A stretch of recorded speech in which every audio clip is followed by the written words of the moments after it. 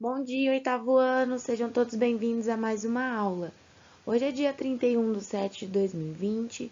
Vamos finalizar o capítulo 6 do grupo 6, módulo 17, Teses filosóficas sobre a história. Immanuel Kant é o filósofo que vamos trabalhar nesse capítulo. É a opinião corrente entre intérpretes de Kant que a história universal não se funda sobre uma teoria mecânica e constitutiva da natureza, mas sim sobre o uso regulamentativo das ideias da razão, o que ainda permanece em aberto. É como e em que medida a capacidade reflexiva de julgar ou o uso regulativo das ideias na filosofia da história está relacionado com o uso teórico ou com o uso prático da razão. Esse artigo defende que o ensaio-ideia de uma história universal com um propósito cosmopolita se legitima essencialmente a partir de um interesse prático ao invés de um interesse teórico da razão. Como resultado, a ideia de uma história universal é válida e útil apenas para o campo de agir e não para o campo do conhecimento, segundo Kant.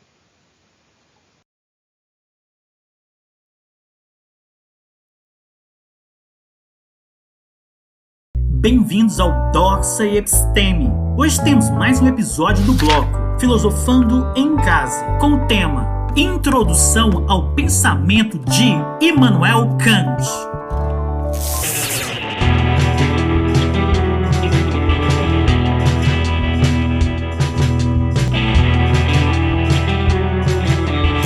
Realidade cor-de-rosa. Se usarmos óculos com lentes cor-de-rosa, elas vão colorir todos os aspectos da nossa experiência visual.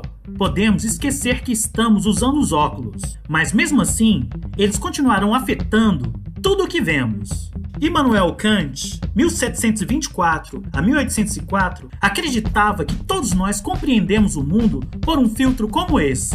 O filtro é a mente humana. Ela determina como experimentamos tudo e impõe determinadas formas de experiência. Tudo o que percebemos acontece no tempo e no espaço, e toda mudança tem uma causa. No entanto, segundo Kant, isso não se deve à maneira como a realidade é em última instância, mas sim a uma contribuição da nossa mente. Não temos acesso direto ao mundo como é o mundo. E também jamais podemos tirar os óculos e ver as coisas como realmente são. Esse filtro está preso em nós, e sem ele, seríamos totalmente incapazes de experimentar qualquer coisa. Tudo que podemos fazer é reconhecer a existência dele e entender como ele afeta e colore o que experimentamos. Tanto a mente quanto a vida do próprio Kant eram bastante ordenadas e lógicas. Ele nunca se casou, um padrão restrito para viver o cotidiano, para que não perdesse tempo. Seu empregado acordava às 5 da manhã, e ele tomava um chá, fumava um cachimbo e começava a trabalhar. Era extremamente produtivo e escreveu muitos livros e ensaios. Depois de escrever um pouco, ia dar aulas na universidade, às 4:30 da tarde, sempre no mesmo horário, todos os dias. Kant saía para caminhar, subia e descia a sua rua exatamente 8 vezes. Na verdade, as pessoas que moravam na cidade de Königsberg, hoje Kaliningrado, costumavam acertar os relógios quando ele passava. Como a maioria dos filósofos, Kant passou a vida tentando entender nossa relação com a realidade. Basicamente, é disso que se trata a metafísica. E ele foi com certeza um dos maiores metafísicos da história. Kant interessava-se particularmente pelos limites do pensamento, os limites daquilo que podemos conhecer e entender. Isso foi para ele uma obsessão. Em seu livro mais famoso, Crítica da Razão Pura, ele explorou esses limites, levando-os ao extremo. Longe de ser um livro fácil e de fácil leitura, o próprio Kant o descrevia como uma leitura severa e obscura. E ele estava certo. Pouquíssimas pessoas afirmaram entender realmente o livro. A leitura pode dar a sensação de estarmos lutando contra um denso matagal de palavras, sem muito senso de para onde estamos indo, e com poucos lampejos de luz do dia. Mas o argumento central é claro: como é a realidade? Kant pensava que jamais teremos um quadro completo de como as coisas são. Jamais aprenderemos algo diretamente a respeito do que chamamos o mundo numênico. Isto é, sobre o que quer que esteja por trás das aparências. Não sabemos se a realidade é uma ou muitas.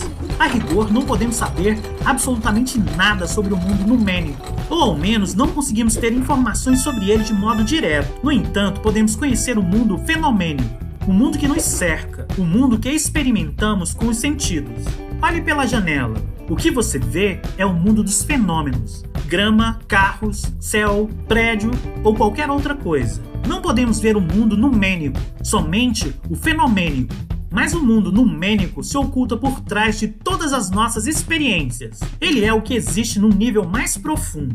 Deste modo, alguns aspectos do que existe estarão sempre por trás da nossa apreensão. Contudo, pelo pensamento rigoroso, podemos ter uma maior compreensão do que teríamos com uma abordagem puramente científica. A principal questão de Kant na crítica da razão pura é esta: como é possível o conhecimento sintético a priori? Essa pergunta provavelmente não faz o menor sentido para você. Vamos explicá-la um pouco. A ideia principal não é tão difícil quanto parece à primeira vista. Primeiro devemos explicar a palavra sintético. Na linguagem filosófica de Kant, sintético é o oposto de analítico. Analítico significa verdadeiro por definição. Então, por exemplo, todos os homens são do sexo masculino. Essa frase é verdadeira por definição. Isso significa que podemos saber que essa frase é verdadeira sem fazer quaisquer observações de homens reais. Não precisamos verificar que todos são do sexo masculino, pois não seriam homens se não fossem do sexo masculino. Não é preciso nenhum trabalho de campo para chegar a essa conclusão. Você descobriria isso da sua própria cadeira. A palavra homens tem em si a ideia de sexo masculino. É como a frase: todos os mamíferos alimentam sua prole. Mais uma vez, não é preciso examinar todos os mamíferos para saber que eles amamentam a sua prole, pois isso faz parte da definição de mamífero. Se encontrarmos algo que pareça ser um mamífero, mas não alimente a sua prole, saberemos que não pode ser um mamífero. Juízos analíticos tratam simplesmente de definições, portanto não oferecem nenhum conhecimento novo. Eles explicitam o que assumimos como verdadeiro ao definir uma palavra. Por sua vez, o conhecimento sintético é justamente o contrário. Requer a experiência ou a observação e nos fornece informações novas, algo que simplesmente não está contido no significado das palavras ou símbolos que usamos. Sabemos, por exemplo, que limões são amargos, mas só depois de tê-los provado, ou porque alguém nos conta que experimentou limões. Não é uma verdade por definição que os limões são amargos. Trata-se de algo que aprendemos pela experiência. Outro juízo sintético poderia ser: todos os gatos têm rabo. Isso é algo que teríamos de investigar para saber se é ou não verdadeiro. Só sabemos quando olhamos. Na verdade, os gatos da raça Manix não têm rabo. E alguns perderam o rabo, mas continuam sendo gatos. A pergunta sobre se todos os gatos têm rabo, então, é uma questão de fato sobre o mundo, e não sobre a definição de gato. É bem diferente do juízo: todos os gatos são mamíferos, o que não passa de uma questão de definição, e é, portanto, um juízo analítico. Então, onde fica o conhecimento sintético a priori? Conhecimento a priori, como vimos, é o conhecimento que independe da experiência. Trata-se de um conhecimento prévio, ou seja, que antecede a experiência que temos dele. Nos séculos 17 e 18, houve um debate sobre se temos ou não algum conhecimento a priori. De modo geral, os empiristas, como Locke, pensavam que não, enquanto os racionalistas, como Descartes, pensavam que sim. Quando Locke declarou que não havia ideias inatas e que a mente das crianças era como uma folha de papel em branco, sem nada escrito, ele estava dizendo que não havia conhecimento a priori. Isso faz parecer que o a priori significa simplesmente o mesmo que analítico. E para alguns filósofos, os termos são intercambiáveis, mas não para Kant. Ele pensava que o conhecimento que revela a verdade sobre o mundo, ainda que surja independentemente da experiência, é possível. Para descrever esse tipo de conhecimento, Kant apresentou a categoria especial do conhecimento sintético a priori. Um exemplo do conhecimento sintético a priori que o próprio Kant usa é a equação matemática: 7 mais 5 igual a 12. Embora muitos filósofos pensem que essas verdades são analíticas, uma questão da definição dos símbolos matemáticos, Kant acreditava que somos capazes de saber a priori que 7 mais 5 é igual a 12.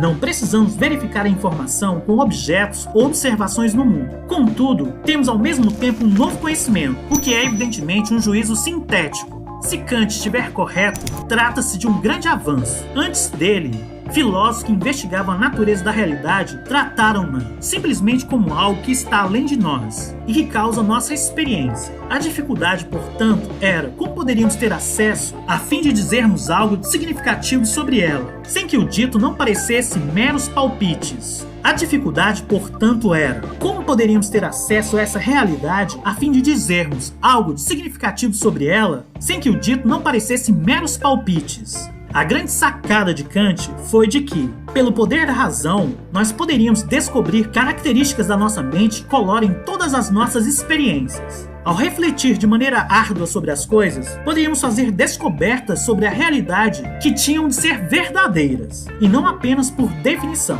Elas poderiam ser informativas. Kant acreditava que, pelo argumento lógico, ele conseguiu o equivalente à prova de que o mundo necessariamente deveria nos aparecer como cor-de-rosa. Ele não só provou que todos estamos usando óculos com lente cor-de-rosa, mas também fez descobertas sobre as várias tonalidades de rosa que esses óculos conferem a toda a experiência. Depois de responder satisfatoriamente às questões fundamentais sobre a nossa relação com a realidade, Kant voltou a sua atenção para a filosofia moral.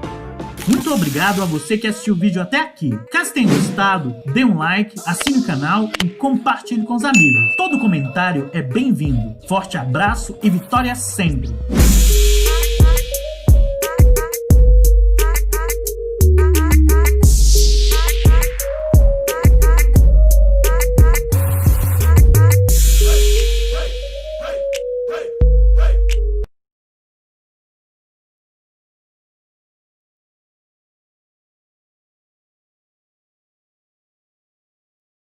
No estudo da filosofia, os filósofos se dividem em empiristas e racionalistas. Isso para poder entender como... No estudo da filosofia, os filósofos se dividem em empiristas e racionalistas. Isso para poder entender como e por que as coisas acontecem e são concebidas pelo ser humano. O empirismo dizia que todo o conhecimento e ideias vinham através das experiências. Nossa mente seria como uma folha em branco, e cada experiência é como se fosse um rabisco. Ao analisarmos estes rabiscos mais detalhadamente, eles formariam o conhecimento. É o caso da ciência, que só aceita quando apresenta algo concreto como prova. Já o racionalismo acreditava mais na razão. Eles acreditavam que o conhecimento vinha da capacidade intelectual dos seres, e não das experiências como os empiristas.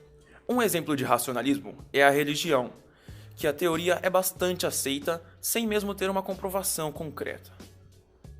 Os filósofos empiristas discordavam dos filósofos racionalistas e suas ideias.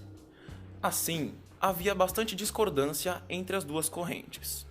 Kant propôs então a junção de ambas, fazendo assim a ideia do sujeito transcendental. Segundo Immanuel Kant, o sujeito transcendental é o sujeito que possui a possibilidade da experiência, ou seja, possui conhecimento não só pela experiência sensível, mas pela junção da sensibilidade, coisas vindo dos sentidos, com o entendimento. Assim, o filósofo passa a investigar a razão e seus limites, ao invés de investigar como deve ser o mundo para que se possa conhecê-lo, como a filosofia havia feito até então. Você deve estar se perguntando quais são essas faculdades que permitem ao sujeito transcendental o conhecimento e a experiência. Para Kant, o conhecimento humano está ligado a dois troncos, a sensibilidade e o entendimento. A sensibilidade nos é dada pelos objetos, e no entendimento, os objetos são processados para serem pensados. Assim, podemos dizer que o nosso conhecimento é formado com a contribuição das intuições que são formadas pela nossa sensibilidade. Contudo, essas intuições precisam ser articuladas por esquemas a priori, que são constitutivos da própria racionalidade humana, da própria condição do conhecimento. Isto significa que o conhecimento é adquirido, em parte, pela experiência da relação entre o sujeito e o objeto, e em parte por algo que é produzido pelo próprio sujeito. No sujeito transcendental, a intuição seria a sensibilidade. Obter informações sobre o objeto através dos sentidos, como textura, cor, forma, sabor cheiro. Essas intuições serão levadas ao cérebro, onde deverá ocorrer o entendimento sobre aquele objeto antes que qualquer reflexão sobre ele possa acontecer. Até porque você não poderá pensar, nossa, por que essa laranja é azeda e aquela é doce? Sem ao menos saber como uma laranja é, se ela realmente existe dentro do espaço e tempo, ou entender o que a laranja é. E é aí que entram os conceitos e as categorias do entendimento. Os conceitos permitem que você entenda as coisas, moldando-as àquilo que você pode conhecer, e até usando aquilo que você já sabe como base. Apenas então, você poderá fazer reflexões com as ideias formadas. Cada ideia carrega consigo diversas características, que foram agregadas após passar pelos moldes individuais para cada ser. As ideias, por sua vez, são utilizadas nos raciocínios desenvolvidos pela razão. As categorias do entendimento se dividem em várias, como por exemplo, unidade, pluralidade, realidade, substância, causalidade e algumas outras. É como se fossem as perguntas que você se faz sobre as coisas, sendo simples curiosidade ou o seu subconsciente se faz sem saber. Como quando você vê uma maçã caindo de uma macieira e você se pergunta o porquê. Se considerarmos as categorias realidade e negação, um exemplo seria: a girafa é real e o unicórnio não é. Já na limitação seria: o ser humano pode respirar em qualquer lugar, menos na água, sendo essa a sua limitação. No caso da causalidade ou da causa e efeito, o sol ilumina a sala e a sala está quente, então o sol esquenta a sala, como sendo causa e efeito. Para Kant, existem dois conceitos para a coisa. O conceito de coisa em si é aquilo que a coisa realmente é, e o conceito de coisa para nós é aquilo que a coisa é para nós. Para Kant, nós apenas podemos conhecer as coisas para nós, porque o objeto que tem que ser moldado a partir da pessoa, e não a pessoa que tem que ser moldado para encaixar no objeto.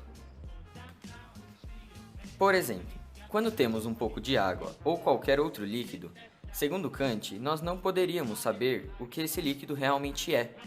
Primeiramente, nós teremos que moldá-lo ao nosso conhecimento, ou seja, no caso de um líquido, nós poderíamos usar uma garrafa. Então, nesse exemplo, o líquido seria o objeto e a garrafa nosso conhecimento. E cada pessoa tem uma garrafa com forma diferente, ou seja, a pessoa pega a intuição, líquido, e molda segundo o seu conceito, a garrafa. Um bom exemplo na natureza é a pimenta. Na natureza, nada é feito em vão. Portanto, o ardor da pimenta tem o propósito de espantar ameaças. Dessa maneira, algumas pessoas não gostam de pimenta, enquanto que, não tão incrivelmente, há pessoas que gostam de pimenta. Sendo assim, a coisa para eles é boa, enquanto que a coisa em si